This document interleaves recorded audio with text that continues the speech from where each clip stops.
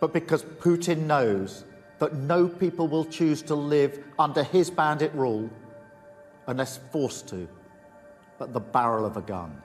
Подчеркну, мы не собираемся втягиваться в новую гонку вооружений, однако будем поддерживать ядерные силы на уровне необходимой достаточности. What did Starmer do to make Putin this angry?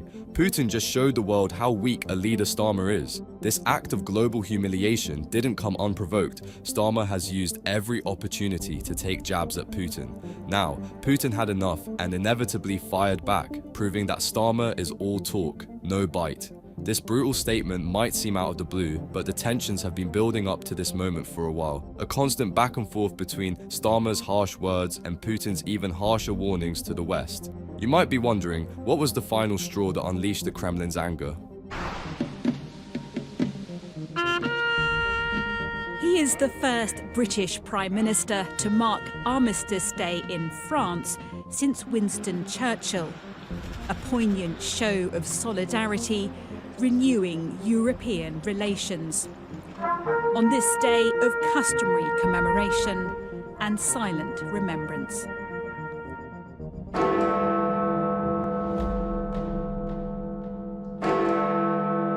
Starmer joined Macron in Paris as a show of solidarity and unity between Europe, remembering the sacrifices made during the world wars. However, there was a deeper agenda behind this. Starmer and Macron are plotting something that might just ignite a war. This was meant to send a message, and Putin heard them loud and clear. While this was ongoing in Paris, Putin had a statement of his own prepared for Starmer and, by extension, Macron and the rest of Europe. It was a perfectly timed show of dominance from Putin aimed to undermine European solidarity, and what he did probably has Starmer cowering in fear. So Keir didn't think his provocations would be answered. It seems he's too used to getting away with things the way he does in Britain. Точковым прогнозируем погодное прохождение северной части проливного марша определяется. Положа новая надводная цель, 50 градусов, 20. This is Russian warship 456.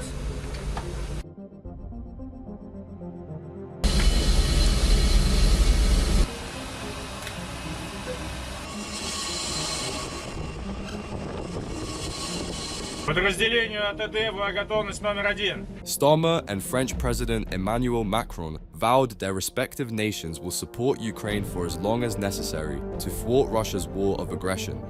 Putin's response was a complete show of power.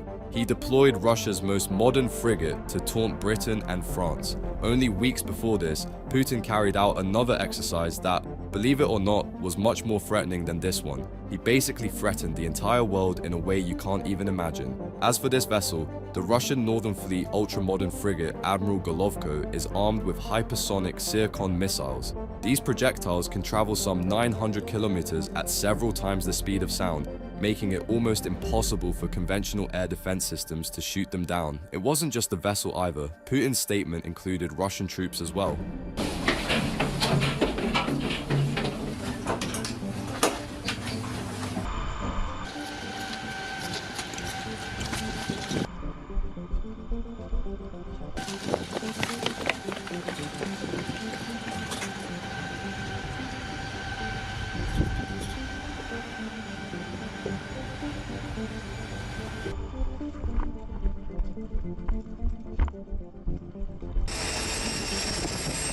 Not only that, it staged war games while passing through the English Channel on its maiden long-distance voyage. In other words, not only did Putin send a vessel of war into the English Channel, he made sure they carried out army drills, showing that Russia is prepared for more than just empty threats, unlike Starmer. According to Russian sources, the war games included anti-terrorist drills, repelling aerial and marine drones of a mock enemy. Russian state media confirmed that the main goals of the long-distance deployment were to demonstrate the Russian flag and ensure Russia's naval presence in operationally important areas of the world ocean, which is code for Starmer, we hear you and you're a weak leader with no real threats. Добрый день. Сегодня мы проводим очередную тренировку стратегических сил сдерживания. Отработаем действия должностных лиц по управлению применением ядерного оружия с практическими пусками баллистических и крылатых ракет.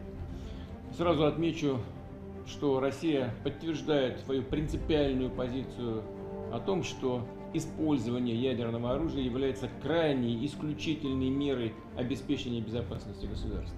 What's worse than showing off your naval fleet, showing off your nuclear arsenal? Vladimir Putin personally oversaw nuclear war drills by Russia's strategic missile forces, announcing it to the world that he's ready for everything. This is not only alarming, but should be a wake-up call for our leaders. We need to strengthen our defenses, but will Starmer listen? As things stand, he's too busy ruining Britain, one horrible policy at a time. But why is Putin doing all of this? It has something to do with Starmer's involvement in the Ukraine conflict. Why the non-stop show of might? In the same announcement, he warned everyone of his intentions clear as day. Подчеркну, мы не собираемся втягиваться в новую гонку вооружений, однако будем поддерживать ядерные силы на уровне необходимой достаточности. Учитывая рост геополитической напряженности, появление новых внешних угроз и рисков, важно иметь современные и постоянно готовые к боевому применению стратегические силы. Is Putin going on an all-out offensive? All while Starmer refuses to take the threat seriously and continues to provoke him. This could pan out horribly for Britain and the consequences would be devastating. But what should Starmer do here? He's simply out of his depth and the empty threats he makes are having no effect. The day Starmer went to discuss the matter with Joe Biden, Putin released another statement, and this one was much more chilling than anything he had said before. The United States and European countries in the war in Ukraine. This will be their direct participation, and this, of course, will significantly change the very essence, the very nature of the conflict. This will mean that NATO countries, the US and European countries are at war with Russia. And if this is so, meaning the essence of the conflict changed, we will take the respective decisions corresponding to the threats we are facing. The war in Ukraine is the factor that ignited all of this conflict. The constant threats and provocations by Starmer and NATO's potential involvement caused Putin to warn the West of a potential war. What's more concerning is his demeanor and expressions as he makes such serious remarks. It sends chills down your spine just to hear the ease with which Putin threatens an all-out war. But what specifically are these remarks that set off Putin? What did Starmer say that's continuously escalating the situation? And I wonder how Russia can show its face in this building. 600,000 Russian soldiers have been killed or wounded in this war. And for what? The UN Charter, which they sit here to uphold, speaks of human dignity, not treating your own citizens as bits of meat to fling into the grinder. Starmer delivered this speech in the United Nations, directly attacking Russia for what it's doing in Ukraine. And rightfully so, Starmer should speak up against the atrocities being committed in Ukraine. But the problem is that nobody takes him seriously. In fact, compared to his usual attacks on Putin, this one was incredibly mild. You wouldn't believe what harsh words Sir Softy used against the Kremlin. Putin's brutal statement is proof that he doesn't see Starmer and the United Kingdom as a threat. That is a direct consequence of his weak-willed leadership and soft stance on every single issue. Be it releasing prisoners or the inability to stop illegal immigration, Starmer has time and time again shown the world that all he can do is make empty promises. With your lawyer's hat on, is Vladimir Putin a war criminal? Yes. Yes. What I've seen already amounts to war crimes, particularly the awful attacks on civilians. And I think it's very important that he's held to account and is responsible. And all those that are acting with him know that they too will be held to account. When the war in Ukraine started, Starmer made the promise that Putin and everyone involved with him would be held accountable. Since then, we've seen nothing of the sort. Only rhetorics and empty platitudes. Putin, on the other hand, might not be bluffing at all. Starmer went as far as to say that Putin is a war criminal, and all of this would have been taken seriously if there was any action to back his words up. Now, Starmer's plotting with Macron and the rest of Europe to make the situation considerably worse. My message is very, very clear that this NATO summit is an opportunity for allies to stand together, to strengthen their resolve, particularly in light of that appalling attack against Russian aggression. I'm pleased to have the early opportunity to affirm and reaffirm Labour's strong support, unshakable support for NATO. We're a founding member. It's now the 75th anniversary. but this is an opportunity to send that message in relation to Russian aggression wherever. Strong words from a leader without a backbone. One of the first things Starmer did after becoming the Prime Minister was to attend this NATO summit and announce to the world that Russia's aggression will not be tolerated. However, he's been tolerating it for a while, and Putin just keeps humiliating him time and time again. Right after this statement, Starmer admitted that Britain's economy and armed forces are already stretched thin, and actual involvement in the conflict will be difficult. For too long, the implicit message to Moscow has been that President Putin can do what he likes and the West will do little to respond. We must now change course and show Russia that any further aggression will result in severe real-world consequences. Another reason why Putin found it necessary to warn Starmer was because Sir Keir has continuously made statements like these. He is a huge advocate for imposing tough sanctions on Russia that would cut it off from the international financial market. That means little to no imports and exports to keep the Russian economy stable. What's more is the complete boycott of Russian natural resources, one of Russia's biggest exports. Without it, Europe has to rely on more expensive energy, and that is why your energy bills are going up, though. But what is this secret plan that Starmer and Macron have been working on that provokes such a response from Putin despite the dire economic conditions? And more importantly, is Putin bluffing, or are the threats real and we're heading towards a global conflict? Is Putin simply a madman? Is Putin a madman? No, he's not mad, but he's behaving in an extreme fashion.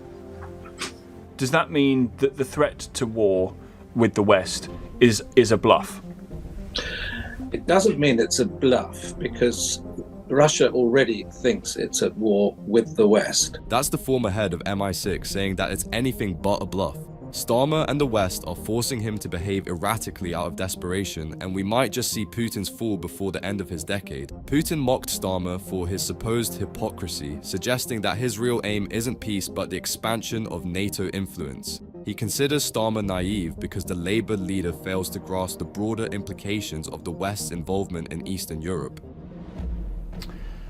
That's always the question, isn't it, with Vladimir Putin? I think it's certainly fair to say that these are his most hawkish comments to date on this topic, and that's really saying something, because whenever he brings it up, it provokes a very angry response indeed. It's not just his words that are angry, but also his expressions, his mannerisms. It really feels like it's personal to him, and a red line if the West does give Ukraine this permission to use long-range missiles deeper inside Russia, which is why I think this is actually more than just rhetoric. All of the expert analysis points in the same direction. The whole matter seems personal to Putin, especially after the barrage of global opposition he's facing. Starmer has done well to threaten Putin, but when will we see significant action from his side? And the actions he is taking, the secret plan with the help of Europe, will have devastating, long-lasting consequences if he succeeds. Which leaves us with the question, if Putin isn't bluffing, how big is this threat? And what is Starmer plotting behind closed doors?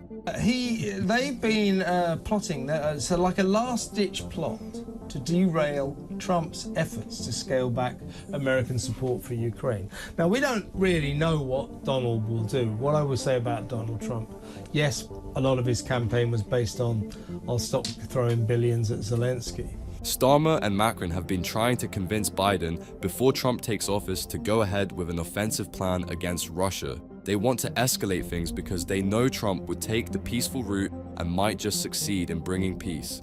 To Starmer, his ideological bend against Trump is more important than the well-being of Britain and Europe in general. The specifics of their plan are quite concerning. And Macron are plotting, or they're going to try to persuade the current president, lest we forget, Joe Biden, for his last few weeks, to give Zelensky permission to fire. I said it's months. It's not until January the 20th that Trump actually takes over. Anyway, they're going to try to persuade Biden to give Zelensky permission to fire American-supplied Storm Shadow missiles deep into Russia. I mean, these are destructive missiles. They could make a big difference. Putin specifically warned the West not to get involved in the conflict. In one of his speeches, he used rather chilling words, stating that if the West gets involved, they will see consequences the likes of which they've never seen before in their history. And what's Starmer's bright idea? To convince Biden to go ahead and start launching American and British supplied missiles deep into Russia. That's a measure even Biden is hesitating to take, and Trump most certainly won't. In fact, last week when Trump won the elections, Putin had some very warm words to say, starkly different from what he's been saying to Starmer.